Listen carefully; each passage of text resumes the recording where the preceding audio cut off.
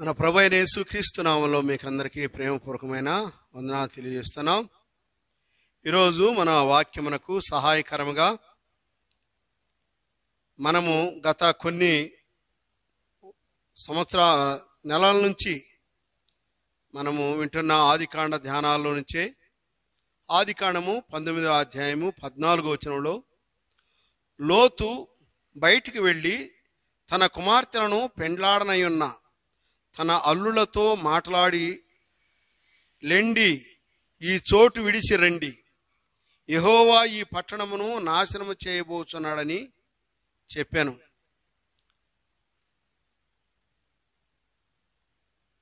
అయితే అతడు తన అల్లుల దృష్టికి ఎగతాళి చేయువాని వలె ఉండెను.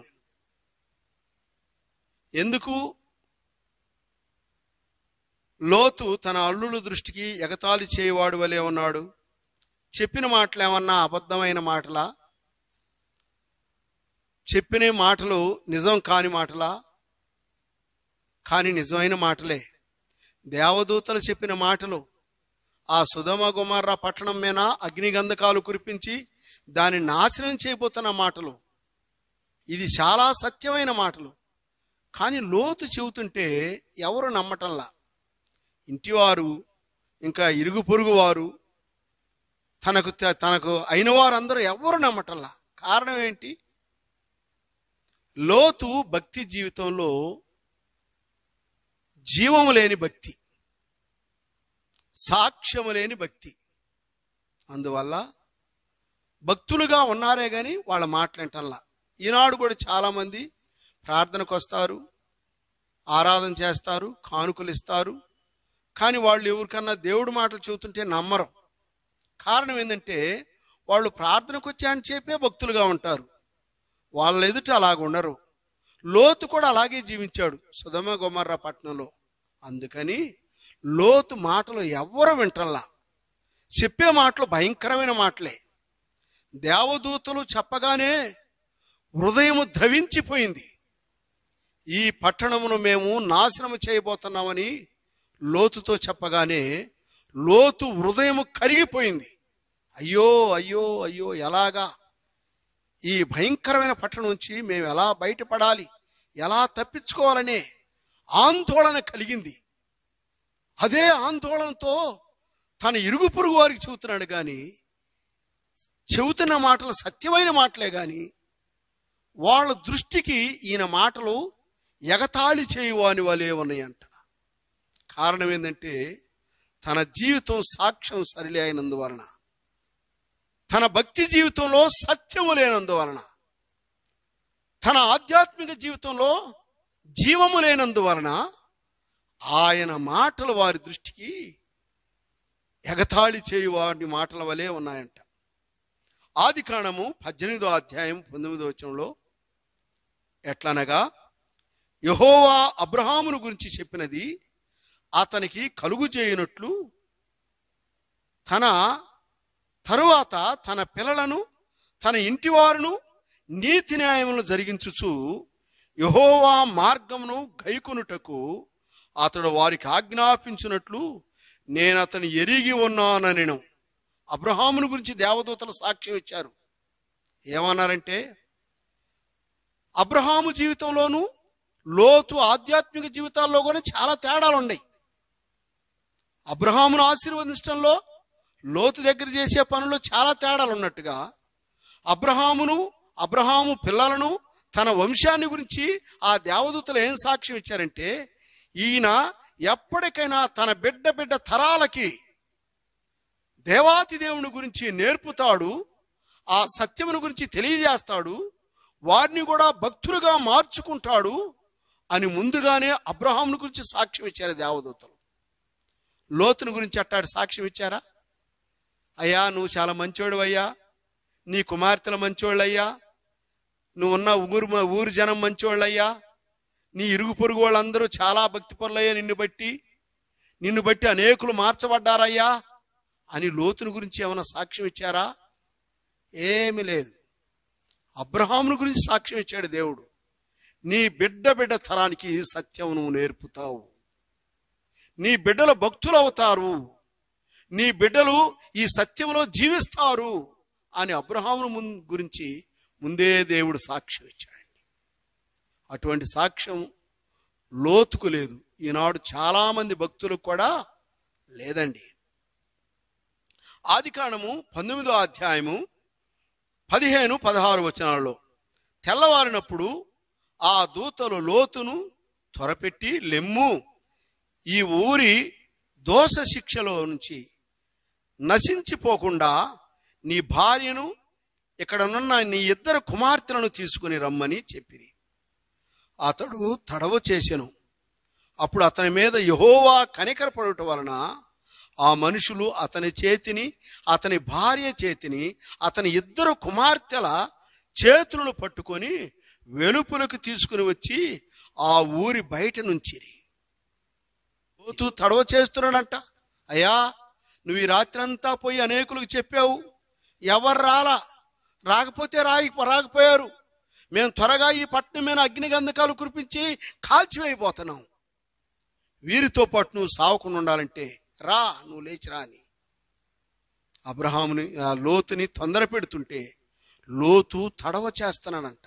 ఎందుకు తడవ చేస్తున్నాడో, ఎందుకు ఆలస్యం చేస్తున్నాడంటే, అయ్యో నా కుమార్తెలను పెళ్ళినాడనై ఉన్న వాళ్ళకి చెప్పేనే, వాళ్ళు రాలేదు, మరి ఈ దేశంలో వాళ్ళు కూడా కాలిపోయి చచ్చిపోతే నా బిడ్డల పరిస్థితి ఏమైపోవాలి, నా కుమార్తెలు మరలా ఎవరు పెళ్లి చేసుకుంటారు, వారి సంతానం ఎలా కావాలి, నా ఆస్తి ఏమవుతుంది, నా పాడి పశువులు ఏం కావాలి, అయ్యో నేను ఈ సొదొమ గొమొర్రా పట్టణాన్ని దాటి వెళితే నా పరిస్థితి ఎలా ఉంటుంది, నా జీవితాంతంలో సంపాదించిన ధనమంతా ఏమైపోద్దో ఏమైపోద్దో ఏమైపోద్దో అన్నట్టుగా తడవ చేస్తున్నాడంట.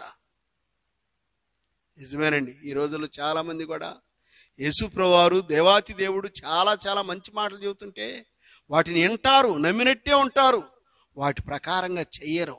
ఎందుకని చెయ్యరు? వాళ్ళు చెప్పినట్లుగా చేస్తే మనం ఈ డబ్బులు సంపాదించుకోలేములే, ఇవన్నీ రావులే, ఈ పనులన్నీ చేయలేములే అని అంటున్నారు. అంటే దాని అర్థం ఏంది? సొదొమ గొమొర్రా పట్టణాన్ని విడిచిపెట్టి రావటానికి వాళ్ళకి ఇష్టం లేదు. వాళ్ళ ధనం ఏమవుద్దో, వాళ్ళ డబ్బులు ఏమవుతాయో, వాళ్ళ సంతోషాలు ఏమవుతాయో, వారి సుఖాలు ఏమవుతాయో అని లోతు ఆలోచించినట్లే ఆలోచిస్తున్నారు ఇవాళ. కానీ అక్కడ దేవదూతలు జాలి పడినందువలన, ప్రేమ చూపినందువలన లోతు చేతులను, లోతు భార్య చేతులను, లోతు 2 కుమార్తె చేతులను పట్టుకొని ఈడ్చుకొని ఊరి ఎలపకలు తీసుకొని వెళ్ళారు. ఎందుకో తెలుసా? వారిని ప్రేమించి వారి ఎందుకు కనికరపడి, ఒరే పనికిమాలినోడా, ఒరి పిచ్చోళ్ళారా, మీరు ఈ లోక సంబంధమైన ఆశలమైన సుఖాలమైన ఆశలు పెట్టుకున్నారు, ఇప్పుడు చచ్చిపోతారా నాయన, మీకు అంత తెలియకుండా ఉంది అని లాక్కపోయాడు. ఇప్పుడు కూడా అలాగే ఉంది, నెమ్మదిగానే ఉంది. ఏందో వీళ్ళు చెబుతున్నారు, వీళ్ళు ఇంతేలే చెప్పేది అన్నట్టుగా ఉంటున్నారు. కానీ దేవదూతలకి 2 దేవదూతలు ఉన్నారు. ఒక్కొక్కరికి 2 చేతులు ఉంటాయి మనలాగనే, 2కి కలిసి 4 చేతులు ఉన్నాయి. అక్కడున్న మనుషులు కూడా 4. లోతు భార్య, లోతు 2 కూతుళ్ళు, ఒక్కొక్క చేతితో ఒక్కొక్కరిని పట్టుకున్నారు. పాపం ఈ 2 దేవదూతలు ఈ 4 చేతితోటి ఆ 4ని పట్టుకొని ఊరి ఎలపలకు లాక్కపోయారు. మీరు తప్పించుకొని పోతేనే, లేకపోతే చచ్చిపోతారు. మీరు మాయ మాటలకి, మాయ లోకానికి లోబడి నాశనానికి సిద్ధంగా ఉన్నారు అని లోతుని హెచ్చరించినట్లే ఈనాడు అనేకులను వాక్యం హెచ్చరిస్తుంది, కానీ వాళ్ళ నమ్మటంలా. దేవుడు ఆ రోజు కనికరించి వాళ్ళని లాక్కపోబడి సరిపోయారు, కానీ లేకపోతే దరిద్రంగా చచ్చిపోయేవారు వాళ్ళు అక్కడే. ఈవేళ మనం కూడా దేవుని మాట వినకపోతే అలాగనే అయిపోతాం. దేవుని మాటల ప్రకారంగా జీవించకపోతే మనం కూడా అలాగనే నశించిపోతామని మనం జాగ్రత్తగా గమనించాలి. ఈ మాటల్ని, ఈ సత్యాలను మనం గ్రహించాలి. గ్రహించకుంటున్నాం. ఆదికాండం 7వ అధ్యాయము 4వ వచనంలో, ఎందుకనగా ఇంకను 7 దినములకు నేను 40 పగళ్లను 40 రాత్రులను భూమి మీద వర్షము కురిపించేదను, చేసిన సమస్త జీవరాశులను భూమి మీద నుండి ఉండకుండా తుడిచివేతునని నోవహుతో చెప్పాను. దేవుడు చెప్పాడు ఆది కాండంలో 7వ అధ్యాయంలో. ఆయన చెబుతున్న మాటలు, ఇంకా 7 దినాలకి ఈ దేశం మీదకి, ఈ ప్రపంచం మీదకి 40 రాత్రులు 40 పగళ్ళు ప్రచండమైన వర్షం కురిసి ఈ ప్రపంచంలో ప్రతి మనిషిని చంపబోతున్నాను.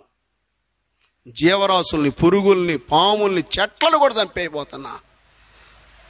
నాసికారంధ్రాలలో జీవం కలిగిన ఏ జీవి బతకదు, మొత్తాన్ని చంపివేయబోతున్నా. నోవహు, ఈ తరం వారిలో నీవే నాకు నీతివంతుడుగా కనబడ్డావు. నిన్ను కాపాడుకోవటానికి శితిసారపు మానుతో ఒక ఓడను తయారు చెయ్యి.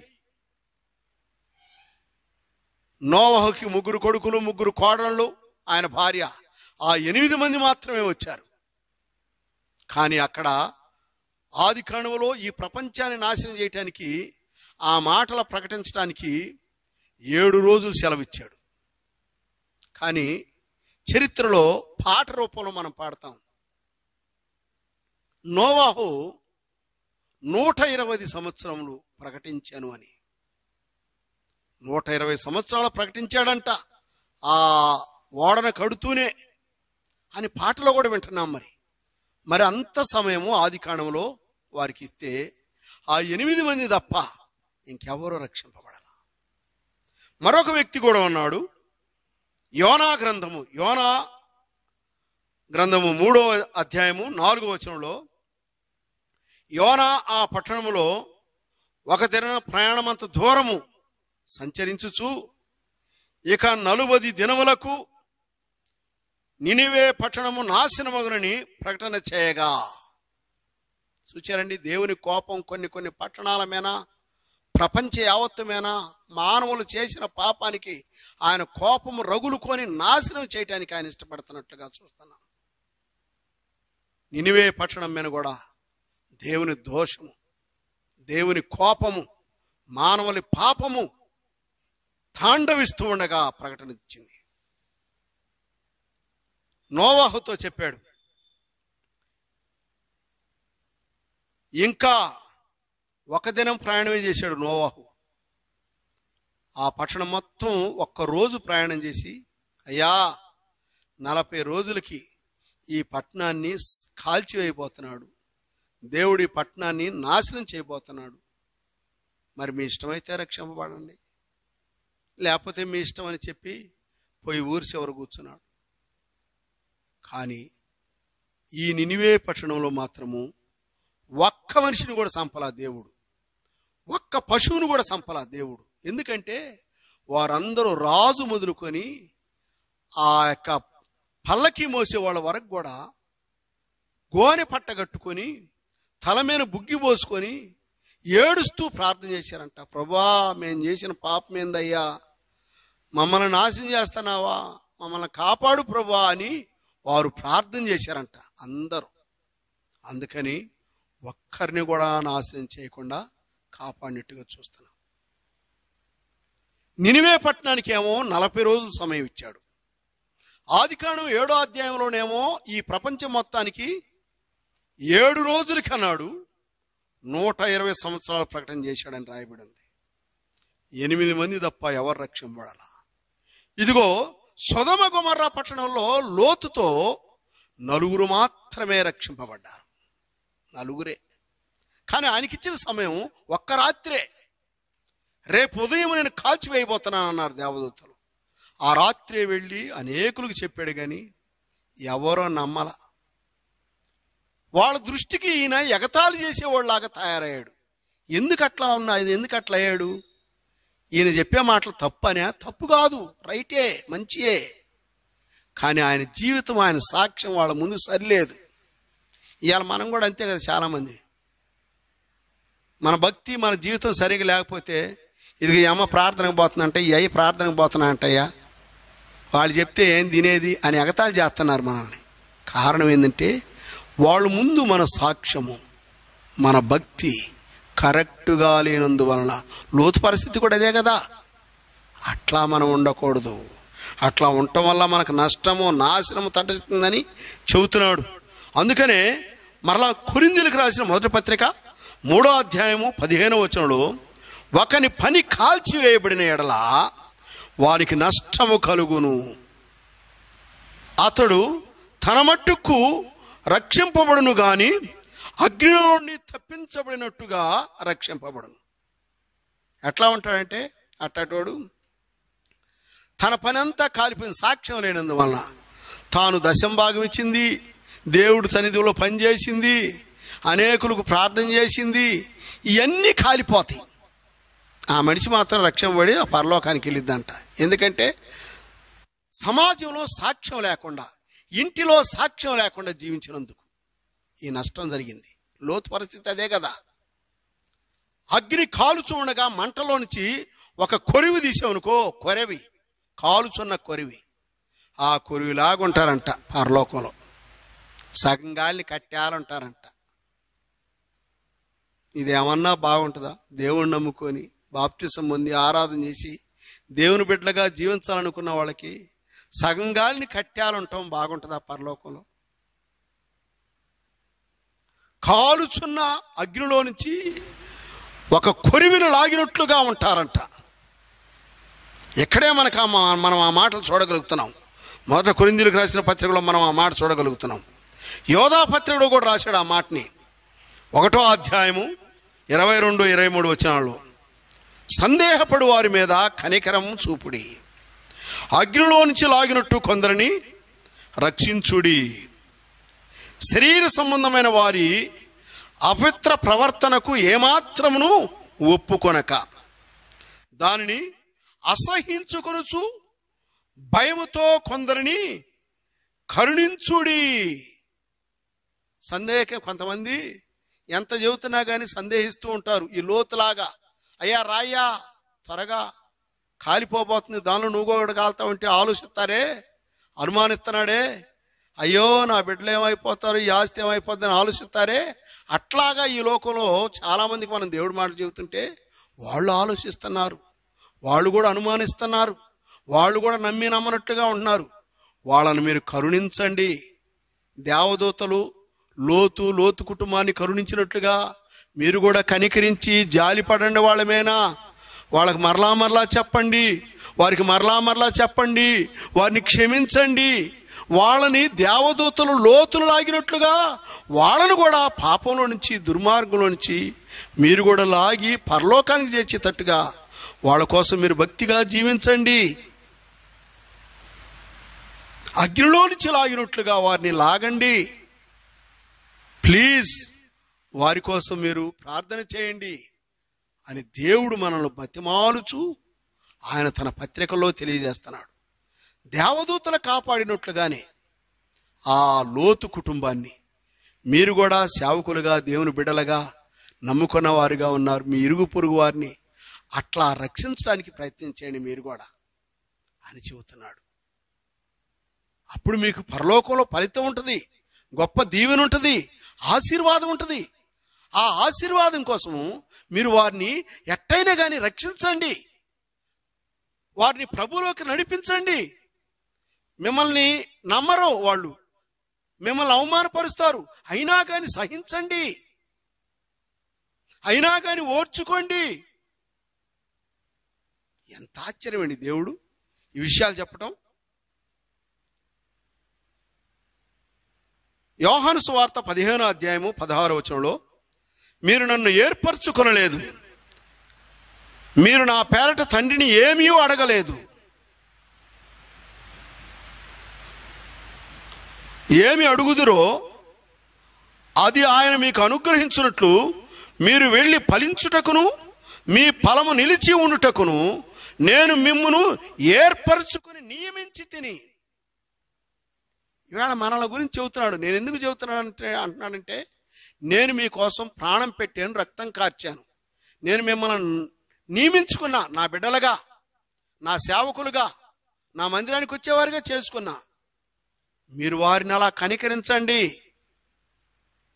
మిమ్మల్ని నేను క్షమించలేదా? మిమ్మల్ని నరకానికి వెళ్ళే మిమ్మల్ని నేను కాపాడలేదా? మీకు మంచి మనసు దయచేసి బాప్తిసం పొందేటట్లుగా చేసి నా బిడ్డలు అయ్యేటట్లుగా చేసుకొని నా మందిరానికి వచ్చి హాయిగా నా సన్నిధిలో మీరు మీ అవసరతలన్నీ అడిగి మీరు సంతోషించినట్లుగా లోకంలో మీ ఇరుగు పొరుగు వారు అట్నే చాలామంది ఉన్నారు. వాళ్ళ కోసం మీరు కూడా బాధపడండి, వారి కోసం మీరు కూడా ఉండండి. ఆ మాటలు చెబుతున్నాడు అనటం. మీరు నన్ను ఏర్పాటు చేసుకోవాలా, నేనే మిమ్మల్ని ఏర్పాటు చేసుకున్నా. ఎందుకంటే నేను చేసిన పని మీరు కూడా చెయ్యాలని. నేను మిమ్మల్ని ఎందుకు ఏర్పాటు చేసుకున్నానంటే నేను ఏ పని చేశానో మీకోసము మీరు కూడా రక్షణ లేని వారి కోసము ఆ పని చెయ్యాలని ఏర్పాటు చేసుకున్నా అంటున్నాడు. కాబట్టి మనం ఎలాగుండాలి? దేవుడు ఇంత స్పష్టంగా మనకి తన ఆవేదనను తెలియజేస్తుంటే మనం అర్థం చేసుకుని ఎలా జీవించాలి? నిజంగా జీవించొద్దా అలాగా? ఆదికాండము 19వ అధ్యాయం 17వ వచనంలో, ఆ దూతలు వారిని వెలుపలికి తీసుకొని వచ్చిన తర్వాత ఆయన నీ ప్రాణమును దక్కించుకున్నట్లు పారిపోమ్మని చెప్పగా, లోతు ప్రభువా అలాగు కాదు అన్నాడు. దేవదూతలు వారిని ఏం చేశారంటే బలవంతంగా వారి చేతులు పట్టుకొని వారి మీద కనికరించారు కాబట్టి, వారి మీద ఆయన ప్రేమ చూపించాడు కాబట్టి వాళ్ళ చేతులు నేనెందుకు పట్టుకొని లాక్కుపోవాలనుకోవాలా. వాళ్ళ చేతులు పట్టుకొని లాక్కొని వెళ్ళారు. లాక్కొని వెళ్ళటమే కాదు, ఈ పట్టణం తగలబెడుతున్నాం, మీరు ఈ పరిసర ప్రాంతాల్లో ఎక్కడ ఉండకూడదు, పారిపోండి, ఈ మైదానంలో ఎక్కడ నిలబడకూడదు, జాగ్రత్తగా వెళ్ళిపోండి, మీరు బ్రతుకున్నట్లుగా. చూచారా? ఆ మంటలు, ఆ పట్టణములో, ఆ గిరిగంధకములతో మండు గుండములో అయినా ఆ సొదొమ గొమొర్రా పట్టణంలో నువ్వు కాలిపోకుండా పక్కకు లాగటమే కాదు, అక్కడి నుంచి నువ్వు ఎలా బతకాలనో, ఎలా జీవించాలనో, ఎక్కడికి వెళ్ళాలనో, ఏం చేయాలనో అవి కూడా చెప్పారు. మీరు ఎక్కడి నుంచి పారిపోండి, ఈ మైదానంలో ఎక్కడ నిలవద్దు, ఆ పర్వతం దగ్గరికి వెళ్ళండి అన్నాడు. ఆ పర్వతం అంటే ఏంటి? ఆ పర్వతము దేవుడే. దేవుని దగ్గరికి వెళ్ళండి అని అర్థం. ఈ మధ్యలో మీరు ఎక్కడి నుంచున్నా కానీ మీరు నాశనం అయిపోతారు. మిమ్మల్ని సాతానుడు మిమ్మల్ని పాడు చేస్తాడు, మీరు నరకానికి వెళ్ళేటట్టుగా చేస్తాడు, మీరు మరలా పాపం చేసి లోకంలోనికి వెళ్ళేటట్టుగా చేస్తాడు, మీరు నిత్య నరకానికి వెళ్ళేటట్టుగా చేస్తాడు. కాబట్టి మీరెక్కడా నిలవద్దు, ఎక్కడా ఆగొద్దు, ఆ పర్వతానికి వెళ్ళండి అన్నాడు. ఎంత ప్రేమ గలవాడండి! ఈనాడు సేవకులు కూడా అలాగనే వారి కోసం సువార్త చెప్పారు, ప్రార్థన చేశారు. వారు ఆత్మీయంగా బ్రతకటానికి, ఆత్మీయంగా స్థిరపడటానికి మధ్య కూడికలు ఏర్పాటు చేశారు. బేస్తవారం బైబిల్ స్టడీ, శనివారం విజ్ఞాపన కూడిక, ఆదివారం ఆరాధన, ఇంకా అప్పుడప్పుడు అనేకం గృహ దర్శనాలు. ఇవన్నీ ఎందుకు చేస్తున్నారు? మీరు ఎక్కడ పాపంలో పడి మరలా లోకంలోకి వెళ్ళిపోయి నరకానికి వెళతారేమోనని చెప్పి మిమ్మల్ని జాగ్రత్తగా పరలోకానికి నడిపించేంత వరకు మీకోసం ప్రార్థన చేస్తూ, మధ్య కూడికలు చెబుతూ, బైబిల్లో సంగతులన్నీ మీకు బోధిస్తున్నారు. ఆ దేవదూతలు గనక సొదొమ గొమొర్రా పట్టణం నుంచి బయటకు లాగి ఆ నలుగురికి జాగ్రత్తలు చెప్పినట్లుగా ఇవాళ దైవ సేవకులు కూడా చేయాలట్లా చేస్తున్నారు కూడా. మరి ఎంతవరకు మనం ఉన్నాం? కానీ లోతు ఏమన్నాడో తెలుసా? అక్కడ ప్రభువా అలాగు కాదు, ఆ పర్వతం దగ్గరికి మేము వెళ్ళాం, ఇదిగో ఇక్కడ దగ్గరలో ఒక చిన్న పర్వతం ఉంది, ఆడికి వెళ్తాం అన్నాడు. అది ఎక్కడో తెలుసా? ఈ సొదొమ గొమొర్రా పట్టణానికి దగ్గరలో ఒక చిన్న కొండ ఉంది, ఆ కొండకు పారిపోయాడు. ఎందుకో తెలుసా? ఆడ రక్షింపబడ్డాడు, కానీ కాలిని కానించి మొత్తం అగ్నిగంధకంతో మండు గుండంలా ఆ పట్టణం అంతా కాలిపోయిన తర్వాత ఆ కొండ కానించి ఆడకి ఏడకి తిరుగుతున్నాడంట. ఇంకెవరైనా ఉండారేమో, నా గొర్రెలు ఏమన్నా తప్పించుకొని పోయినాయేమో, నా బంగారం ఏమన్నా కాలకుండా ఉందేమో, నా ఆస్తి కాలకుండా ఉందేమో చూడటానికి అటు ఇటు కాలుగాలిని పిల్లలు తిరుగుతున్నాడంట. ఈ కొండ కాడికి, ఆ సొదొమ గొమొర్రా పట్టణం కాడికి అటు తిరుగుతున్నప్పుడు ఏమైందో తెలుసా? ఆశ పెరిగిపోద్ది. అమ్మో, నా ఆస్తి అంతా పోయింది, నా గొర్రెలన్నీ పోయినాయే, నా ఇల్లు పోయింది, నా సమస్తమును నాశనం అయిపోయిందని దాని మీద మోజు ఎక్కువగా పెరిగి ఇంకా పాపానికి, ఇంకా బాధకి గురి అవుతావు. టెన్షన్కు గురి అవుతావు. అదే దేవుడు చెప్పినట్లుగా దేవుని పర్వతానికి వెళ్ళి, అయ్యా మొత్తం పోతే పోయిందయ్యా, నా ప్రాణం దక్కించుకున్నాను, ఇంతేసాలయ్యా, నేను కూడా చచ్చేదాన్ని ఆడు ఉంటే అని ప్రశాంతంగా బతకకుండా, ఆ దగ్గరకు చేరి దేవుడు చెప్పిన దగ్గరికి వెళ్ళకుండా ఆ దగ్గరలో ఉన్న కొండకు దగ్గరికి చేరి ఆ కొండ కానించి కాలనీయా కాలలేదా అటు ఇటు తిరుగుతున్నాడు. సామాన్యమైన పరిస్థితి అండి. దేవుడు అగ్ని గంధకాలను కురిపించాడు. ఆ గంధకంలో ఎంత దారుణంగా కాలిపోయినాయో తెలుసా? నేటి వరకు ఆ సొదొమ గొమొర్రా పట్టణంలో మొక్క కూడా మలవటంలా, కొన్ని కిలోమీటర్ల లోతులో బూడిద అయిపోయిందంట గంధకముల పవర్ దెబ్బకి. ఇంకేం మిగిలిద్దండి అక్కడ? ఏమన్నా మిగిలిద్దా? దీనికోసం ఆశ పెడితే, ఈ లోక సంబంధమైన ఆస్తుల కోసం, ఈ లోక సంబంధమైన ఆనందాల కోసము, ఈ లోక సంబంధమైన చేష్టాల కోసం లోతు వలె ఇట్లా ఆశ పడితే నిరాశ మిగిలిద్ది.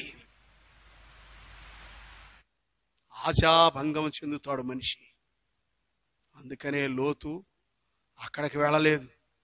దేవుడు చెప్పిన పర్వతానికి వెళ్ళినట్టయితే అలాగుండేది, అట్లా వెళ్ళలేదు. చూడండి ఎంత దారుణము. పిలిపిలికి రాసిన పత్రికలో చూడండి ఒక మాట, 3వ అధ్యాయము 13-14 వచనంలో, సహోదరులారా, నేను ఇదివరకే పట్టుకొని ఉన్నానని తలంచుకొనను, అయితే ఒకటి చేయుచున్నాను, వెనుక ఉన్నవి మరిచి ముందున్న వాటి కొరకు వేగరపడుచు క్రీస్తు యేసునందు దేవుని ఉన్నతమైన పిలుపునకు కలుగు బహుమానమును పొందవలనని గురి యొద్దకే పరిగెత్తుచున్నాను. అవునండి, నిజమేనా? నువ్వు నిజంగా గురి యొద్దకే పరిగెత్తుతున్నావా? దేవుని వాక్యం దగ్గరికే వస్తున్నావా? లోక సంబంధమైన వాటికే పోతున్నావా? సంపాదన కోసమే పోతున్నావా? లోకముచ్చట్లకే వెళుతున్నావా? గురి యొద్దకే పరిగెత్తుచున్నాను అన్నాడు. చూచారండి, గురి యొద్దకే ఆయన అంటున్నమాట. నేను ఇది వరకే పట్టుకున్నాను. కొంతమంది అనుకుంటారు కదా, నేను ఎప్పుడో రక్షింపబడ్డానులే, నాకు ఇంకేం పర్లేదు, బాప్తిసం పొంది నేను ఆరాధన చేస్తున్నాను, ఆరాధన కూడా చేస్తున్నా, కానుక కూడా వేస్తున్నా, అప్పుడప్పుడు ప్రార్థన కూడా పెట్టుకున్నా, ఇంకా నాకేం పర్లా, నేను ఏడ తిరిగినా ఎక్కడున్నా ఏం పర్లా అనుకుంటున్నారు కొంతమంది. నేను ఎప్పుడో రక్షింపబడ్డాను, నాకు ఇంకేమి లేదులే, ఇంకా నాకేం అవసరం లేదు అనుకొని ధీమాగా ఉంటున్నారు. కానీ అది కూడా పనికిరాదండి. నేను బాగానే ఉన్నాను అనుకుంటున్నారు, నేను రక్షింపబడ్డానులే, బాప్తిసం పొందేనులే, ఆదివారం ఆరాధన చేస్తున్నానులే అనుకుంటున్నారు. కానీ ప్రయోజనం లేదులే. అక్కడ చెబుతున్న మాటలు చెబుతున్నాడు, అలా తలంచుకోవద్దు. అయితే ఒకటి చేయుచున్నాను అన్నాడు, వెనుక ఉన్నవి మరిచి ముందున్న వాటి కొరకు వేగరపడుచు పరిగెత్తున్నాను అన్నాడు. ఎంతసేపటికి వెనకున్న వాటిని, నా పిల్లలు ఏం చేస్తున్నారు, నా బంగారం ఏమైందో, నా గొర్రెలు ఏమైందో, నా ఆస్తి ఏమైందో, నా ఇల్లు ఏమైందో, ఎంతసేపటికి వెనుక ఉన్న వాటిని ఆలోచిస్తున్నారు. పాపాన్ని గురించి ఆలోచిస్తున్నారు, జరిగిపోయిన పాపాన్ని గురించి ఆలోచన చేస్తున్నారు. కానీ ముందు జరగబోయే వాటిని గురించి ఆలోచన చేయటంలా. దేవుడు ముందు ఏం చేయబోతున్నాడో, ఇంకా నా ముందు ఏముందో, నేను ఇంకేం చేయాలో వాటిని గురించి ఆలోచించడంలా. గతమును గురించి ఆలోచిస్తున్నారు, పాపాల గురించి. అందుకే ఇక్కడ అంటున్నాడు, భక్తుడు తెలియజేస్తున్నాడు, నేను వెనుక ఉన్నవి మరిచి ముందున్న వాటి కొరకు వేగరపడుచున్నాను, క్రీస్తు యేసునందు నాకు కలుగు బహుమానం కొరకే గురి యొద్దకు పరిగెత్తుచున్నాను అంటున్నాడు. నిజంగా మనం అలాగే పరిగెత్తున్నామనండి దేవుని వాక్యం కొరకు, దేవుని మందిరానికి, దేవుని చిత్తానుసారంగా జీవించడానికి అలాగ వెళుతున్నావా? లోకంలోనూ రకరకాలైన వాటి కోసం, సుఖ సంతోషం కోసం, శరీర సంబంధమైన సుఖాల కోసం, అదొక ఆనందం. ఉదాహరణకి టీవీలో సీరియల్ చూస్తా జరుగుతూ ఉంటే చూస్తా కూర్చున్నాం ప్రార్థనకు రాకుండా, ఇదొక సంతోషమేగా నీకు? శరీర సంతోషమేగా, లోక సంతోషమేగా. దేవుని సన్నిధి కంటే అది ముఖ్యమా? అది ఇక్కడ చెబుతుంది. లోక సంబంధమైన సుఖాల కోసం, లేకుంటే బాగా ఆరోగ్యం బాగోలేక మంచం మీద పొనుకున్నా ఏమొచ్చింది మనకి? అదే దేవుడి సన్నిధికి వచ్చి 2 మాటలు ప్రార్థన చేసుకుంటే మనకు మేలు కదా. ఇదే శరీర సంబంధమైన సుఖాల కోసము వెనుక ఉన్నవి మరిచి ముందున్న వాటి కోసం వేగరపడమన్నాడు. మనం అలా చేయలేకపోతున్నామండి. మత్తయి సువార్తలో దేవుడు క్రొత్త నిబంధనలో కూడా ఈ విషయాలను గుర్తు చేశాడండి. 10వ అధ్యాయం మత్తయి సువార్త 15వ వచనంలో,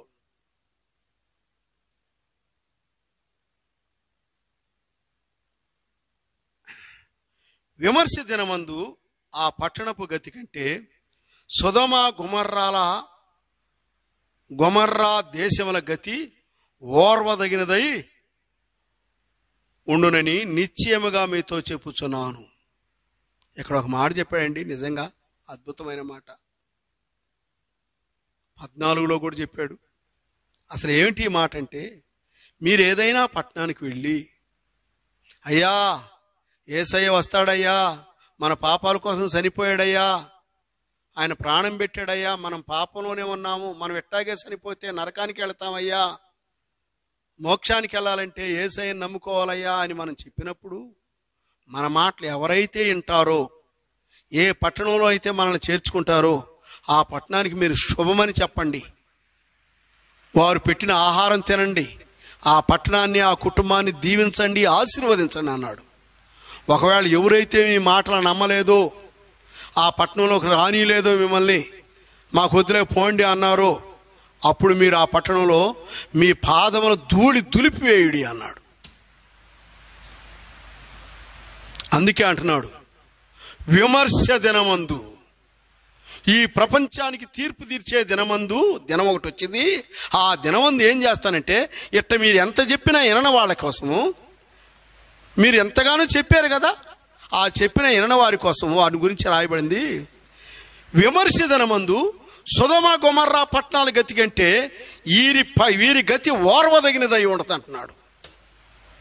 సొదొమ గొమర్రా పట్టణానికి ఒక్క రాత్రి అవకాశం ఇచ్చాడు, కాల్చిపడేశాడు. ఇక్కడ ఏళ్ళకైతే మనం ఎన్నిసార్లు చెబుతున్నాము లోకంలో, నమ్మండి అయ్యా, నమ్మండి అమ్మా, నమ్మండి అమ్మా, మోక్షానికి చేరుకోండి అమ్మా, పాపం పోగొట్టుకోండి అమ్మని చెబుతుంటే ఎవరో లెక్క చేయకుండా త్రోసి వేస్తున్నారు.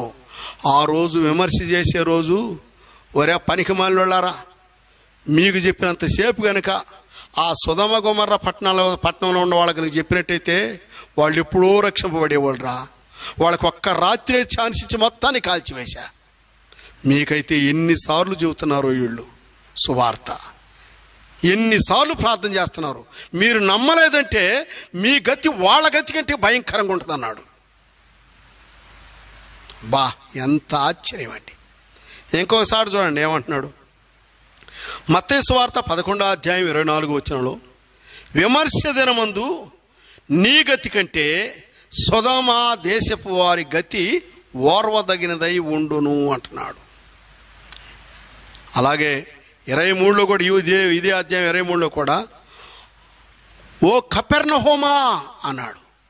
కపెర్నహూము అనే గ్రామంలో దేవుడు ఎన్నో అద్భుతాలు చేశాడంట, ఎన్నో ఆశ్చర్యకార్యాలు చేపించాడంట, అనేకులకు గొప్ప గొప్ప సంగతులు బోధించాడంట.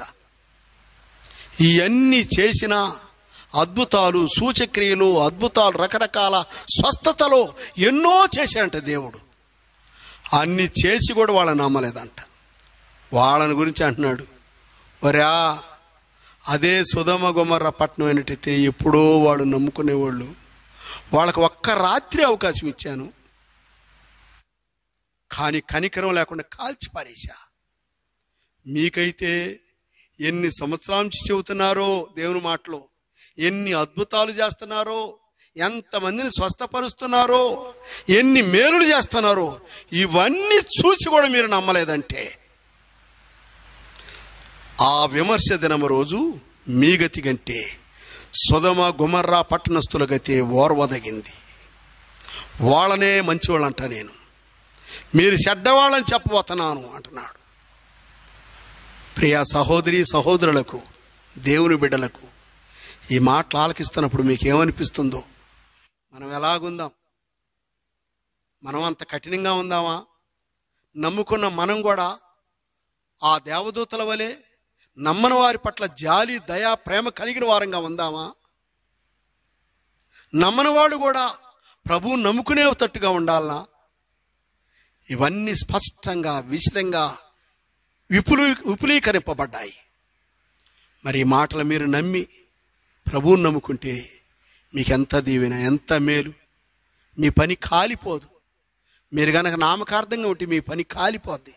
ఆ రోజు ఎంత బాధపడతాడో తెలుసా? అయ్యో, నేను ఇచ్చిన కానుకలన్నీ ఏమైనాయి అయ్యా, నేను చేసిన పరిచర్య అంతా ఏమైందయ్యా, నేను పెట్టిన ప్రార్థనలన్నీ ఏమైనాయి అయ్యా, మొత్తం కాలిపోయినాయి. ఎదుగో కొరివాలున్నానయ్యా. చూడు, పరలోకంలో అందరు కళకళ్ళాడుతూ ఉంటే అగ్నిలో నుంచి లాగిన ఒక కొరివాలున్నాను నేను అన్నప్పుడు నీకెంత బాధ.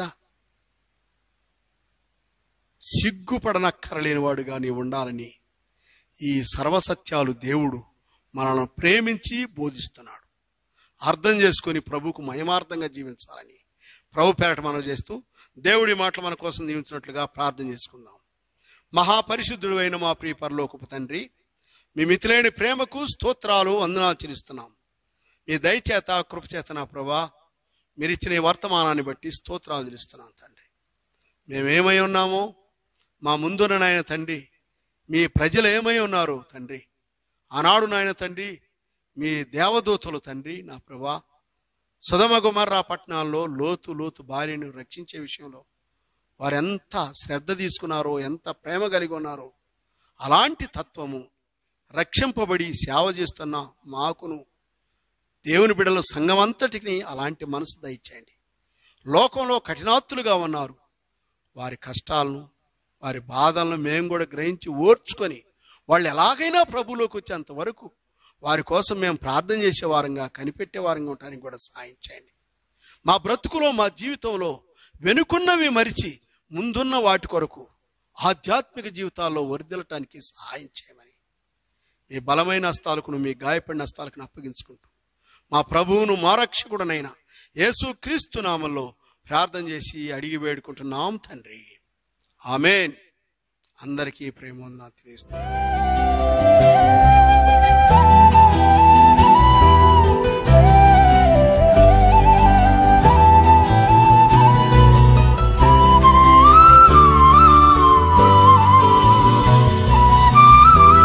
Our address, Bethel Prayer Hall, Christian Brethren Assembly, NSP Colony, Kurichedu, Prakasham District, Andhra Pradesh, 523304.